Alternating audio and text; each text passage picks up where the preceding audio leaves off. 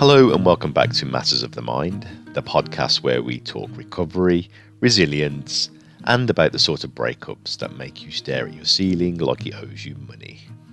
I'm your host, Scott Baldwin, part-time overthinker, full-time Cherry Max enthusiast, and unfortunately, an experienced graduate of the University of Heartbreak.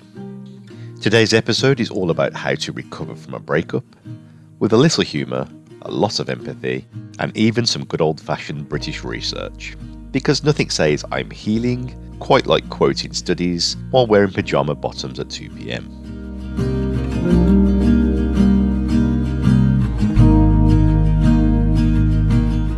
Okay, first things first. If you're listening to this heartbroken, you're not dramatic. You're human.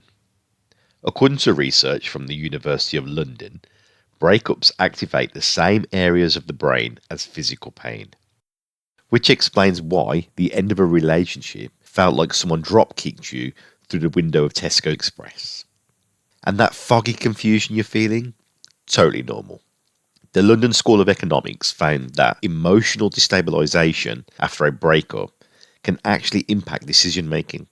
So, if you've recently cut your own fringe, bought a kayak, or text your ex's mom saying thank you for everything, don't judge yourself too harshly. Now, when you're heartbroken, it's tempting to enter what I call the biscuit phase, usually involving a packet of hobnobs, a cosy blanket, and a rom-com where Hugh Grant says, "I'm sorry, I'm a bit awkward," 47 times. British psychologists say that seeking comfort is healthy, as long as it's temporary, not a long-term plan. So yes, have the snacks, watch the films, cry into a pillow shaped like a baguette, but just remember, emotional pain is processed, not avoided. Okay, so let's talk recovery, the real evidence-based stuff. A study by the University College London found that labelling your emotions, i.e., I feel lonely, I feel angry, I feel like deleting their Netflix profile out of spite, actually reduces emotional intensity. So you're not being moody, you're being scientific. Another gem, research from Manchester University suggests that routine helps rebuild stability. Your heart may be chaos, but your daily walk, morning shower, and semi-regular laundry can be the backbone of your sanity. Exercise genuinely boosts your mood. Yes, even the reluctant shuffle to the corner shop for milk counts. A Cambridge study found that 20 minutes of light movement can improve emotional resilience. So no, you do not need to become a gym legend. Just go outside, move your limbs, and remember that the sky still exists. Another major tip: resist the texting urge. Ah yes, the temptation to message your ex. The classic, "Hope you're well. Also, did you ever find the hoodie I left at yours? The one I definitely don't need, but absolutely do because it smells like victory." Researchers at Durham University found that contact with an ex prolongs emotional recovery. So consider this gentle reminder: your thumbs are not to be trusted at midnight. Breakups can leave you feeling like someone accidentally deleted half of your identity. But here's the good news: you get to rebuild, and this time intentionally. Try asking yourself, what did I stop doing that I used to love?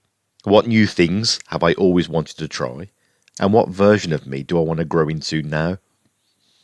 The British Psychological Society notes that self-expansion, learning, exploring, trying new things, is one of the strongest predictors of post-breakup growth. So take that poetry class, start journaling, read that book, join a club, adopt that houseplant. You'll probably forget to water it, but love it anyway. Also, recovery thrives on connection. It's a well-known fact that laughing with others boosts endorphins and buffers emotional stress. So schedule some time with friends, the ones who make you belly laugh, the ones that bring snacks unprompted, and definitely the ones that won't let you stalk your ex's new haircut on Instagram. And now it's time to hear from you. Today's first letter comes from June, who says, Dear Scott, I'm writing because I'm struggling to make sense of a breakup that happened 2 months ago. My ex ended things very suddenly, saying that he needed space, but he never gave me a clear explanation beyond that. One day, we were planning a trip together. The next, he was gone. I can't stop replaying everything in my head, wondering what I did wrong or what I missed. I've tried to keep busy, but every time I think I'm finally moving forward, something reminds me of him and I end up right back where I started. How do I let go of someone when I never got closure? And is it wrong to want to reach out one more time just to understand what happened? Well, June, what you're experiencing is incredibly common and incredibly painful. Sudden endings leave a vacuum where answers should be, and the mind naturally tries to fill that space with self-blame and what ifs. Unfortunately, closure is not something another person can give us. It's something we create when we accept that their silence is an answer, even if that answer is not what we hoped for.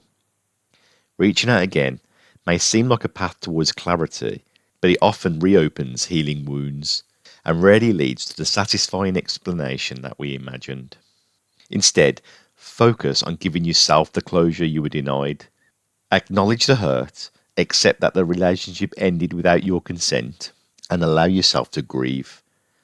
Over time, clarity often comes not from them, but from your own growth and distance. Be gentle with yourself. You're not stuck, you're healing, even if it doesn't feel like it right now. Our second letter comes from Tom.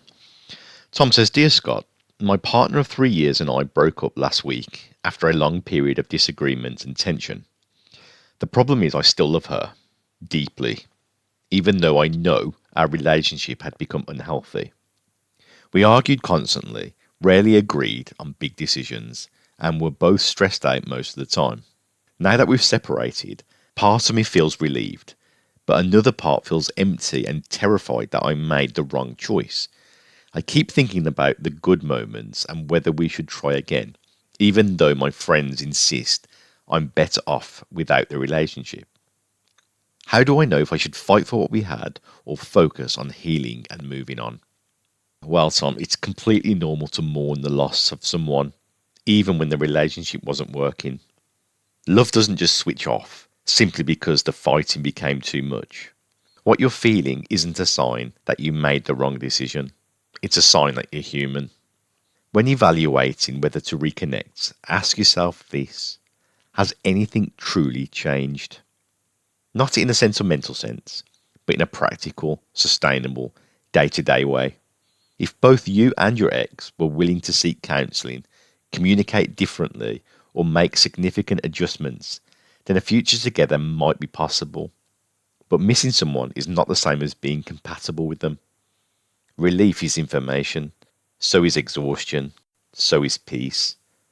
Give yourself time to separate emotional withdrawal from actual long-term desire. Healing first will give you a much clearer vision than longing ever could. And our final letter comes from Carol. Carol says, Dear Scott, I'm in my 50s and recently ended a 5-year relationship. This breakup feels different from the others I've experienced, heavier, like it's tied to fears about aging, loneliness, and starting over again at this stage of life. My ex and I ended things kindly, but the sadness is lingering far longer than I expected. I'm finding it hard to rebuild my routine and even harder to imagine opening my heart again. I'm worried that I won't find connection like that again, or that I waited too long to figure out what I truly wanted.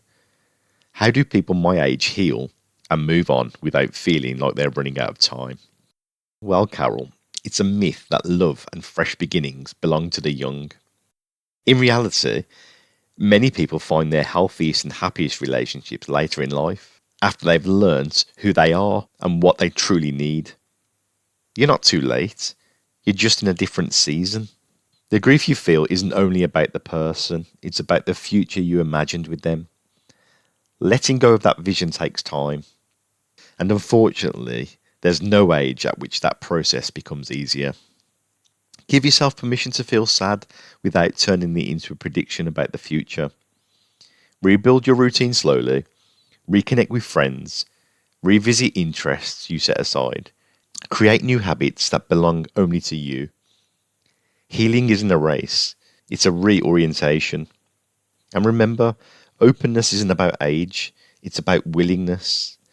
As long as you're willing to connect, grow, and engage with life, time is not your enemy. Healing is not linear. Some days you'll feel empowered, others you'll feel like a character in a slow motion breakup montage. Both are fine. Remember, you're not going back, you're growing forward. Your future self is already looking back, saying, "You did it, I'm proud of you." And yes, they look fabulous.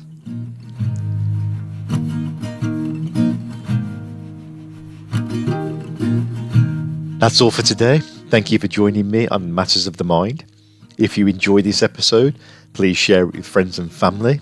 And join me next time as we explore more of life's beautiful, messy moments. Until then, drink your tea, protect your peace, and remember, you're healing, even if it doesn't feel like it right now.